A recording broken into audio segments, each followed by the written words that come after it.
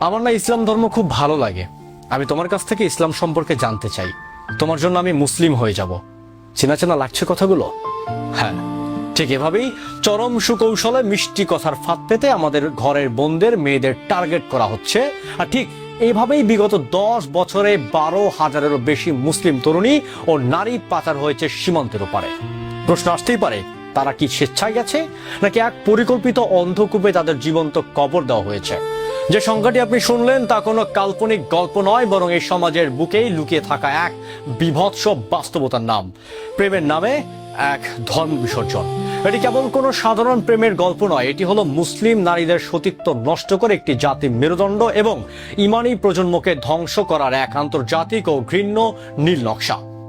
আর চোখ বন্ধ করে থাকার সময় শেষ। প্রিয় বোন, সত্যটা আপনাকে আজ জানতেই হবে। আমাদের কথাগুলো একটু কান খুলে মন দিয়ে মাথা চওড়া করে শুনুন। চলুন শুরুতেই একটু গভীরভাবে তলিয়ে দেখা যাক কিভাবে কাজ করে এই ভয়ঙ্কর জালিয়াতি চক্র।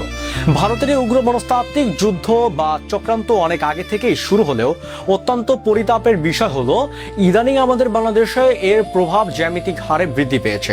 একদল উগ্র ও চরমপন্থী প্রতারক চক্র অত্যন্ত ঠান্ডা মাথায় এই এজেন্ডা বাস্তবায়ন করছে। তাদের মূল লক্ষ্য সরল মনা, ইমোশনাল এবং কোমল প্রাণ মুসলিমতা তথা মুসলিম তরুণীরা। স্কুল, কলেজ কিংবা নামি দামি কোচিং সেন্টারে কিছু দুশ্চরিত্র সহপাঠী বা শিক্ষক এই চক্রের মূল চালিকা শক্তি। তারা প্রথমে অত্যন্ত ভদ্র সেজে হাজির হয়, বলে ইসলামের শান্তি আমাকে টানে। ব্যাস, সরল মনা মেয়েটি মনে করে, বাহ, একটি ছেলে সত্যের সন্ধান করছে, তাকে সাহায্য করা তো ইমানই দায়িত্ব। যখনই মেয়েটি মানবিকতার দুর্বল হয়ে পড়ে তখন শুরু হয় বিয়ের প্রলোভন ও তথাকথিত হারাম রিলেশন। অভিযোগ রয়েছে চক্রটি অনেক সময় সাধারণ বুদ্ধিকে লোভ করতে কালো জাদু, ব্ল্যাক ম্যাজিক বা বিভিন্ন কুফরি মন্ত্রতন্ত্র ব্যবহার করে মেয়েদের সম্পূর্ণ বশ করে ফেলে। এরপর তাদের বিভিন্ন অমুসলিম ধর্মীয় উৎসবে নিয়ে যাওয়া হয়, শারীরিক সম্পর্কে বাধ্য করা হয় এবং অত্যন্ত গোপন ছবি বা ভিডিও ধারণ করা হয়। একবার সে গোপন ভিডিও ছবি তাদের হাতে চলে গেলে শুরু হয় নরকীয় অধ্যায়।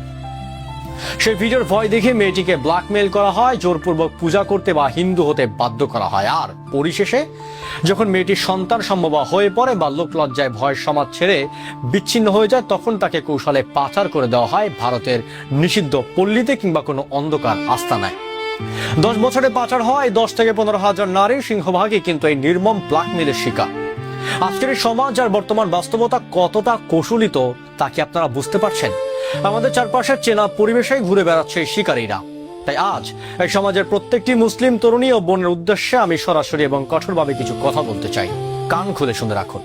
যে ছেলেটি আপনার ধর্মের প্রশংসা করে আপনার কাছে আসছে অথচ নিজে আল্লাহর বিধান মানে না, সে কোনোদিন আপনার আপন হতে পারে না। ইমোশনাল ব্ল্যাকমেইলের শিকার হয়ে নিজের ঈমান, সম্ভ্রম আর পরিবারের ধ্বংসের মুখে ঠেলে দেবেন না।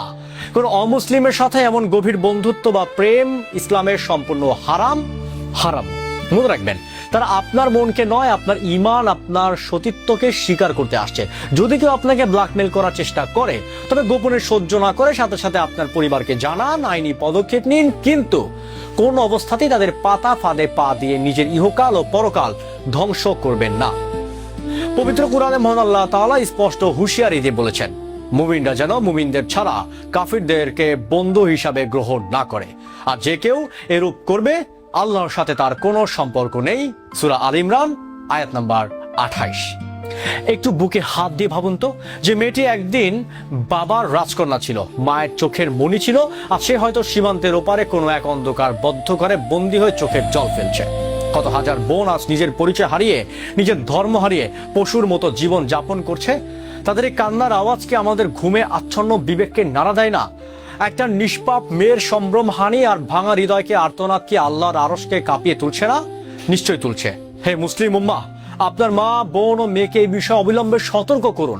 আপনার ঘরে যে কন্যা সন্তানটি বড় হচ্ছে, যে বোনটি স্কুল কলেজে যাচ্ছে, তার খোঁজ রাখুন।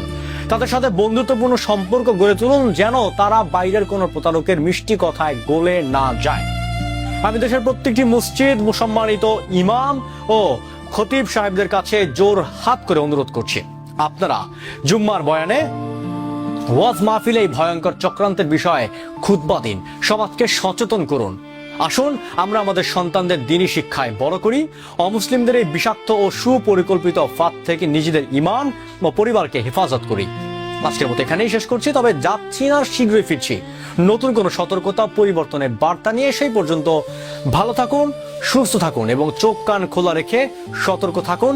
পাশের এবং নিজের পরিবারের সবাইকে সতর্ক করুন, নিজেও সতর্ক হন। ধন্যবাদ।